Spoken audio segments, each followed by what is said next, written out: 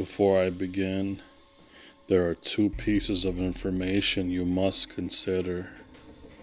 Have you ever noticed that whenever a mirror is reflected into another mirror, after multiple reflection, it begins to fade into a darker and greener infinity? The mirror can be cracked or completely unblemished. It simply does not matter. The light will always disappear and greenify the deeper the reflection tunnel runs. It is not wise for one to purposely create these tunnels, but for the curious, which I am assuming you are, they are at least very interesting. Secondly, yes, your dark side does live as your immediate reflection on the surface of the mirror. The good news is they are harmless.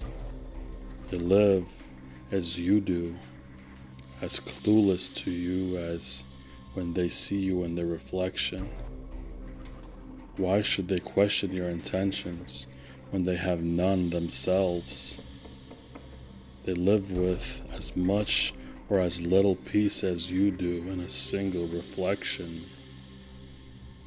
It need not matter the day, place, or position of the moon for this to occur, though the darker it is, the easier it is for them to approach.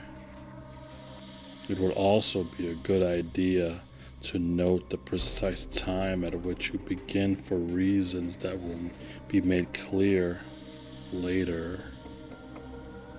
You must have two large mirrors facing each other with roughly 1 meter between them. Stand between them and do not make a sound. In fact, the location you choose must be free from any extraneous noise. This is of the utmost importance. They frighten easily, especially in the beginning. You must be able to see your entire reflection in the mirror you decide to face. Count as many frames as you possibly can over your reflection's shoulder until the greenness and darkness swallows the last remnants of the reflection.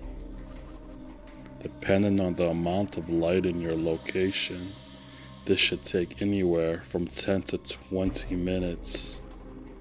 Feel free to take your time as your eyes strain to count the last visible frame. You should notice pale shapes emerge in the furthest screen of the mirror tunnel before they retreat into their infinity again. This may just be a trick of the mind at first, but slowly you will begin to see them more and more frequently. Once they begin appearing at more and more regular intervals, you may notice an uneasy expression appear on your reflection's face, although you may feel your own face at ease. Step out from between the mirrors immediately at this point. Exit the room you were in and lock the door behind you. I repeat, lock the door behind you. They have awakened. If on the second day you feel as curious as the first, you may repeat the same process as described above. It must begin at the exact same time you had started the previous day, hence having write it down. Those things that you may have glimpsed at for only a few seconds may reappear more readily if you have earned their favor. Your reflection may appear a bit shaken, but that is only a trick of the mind and nothing you need to worry about.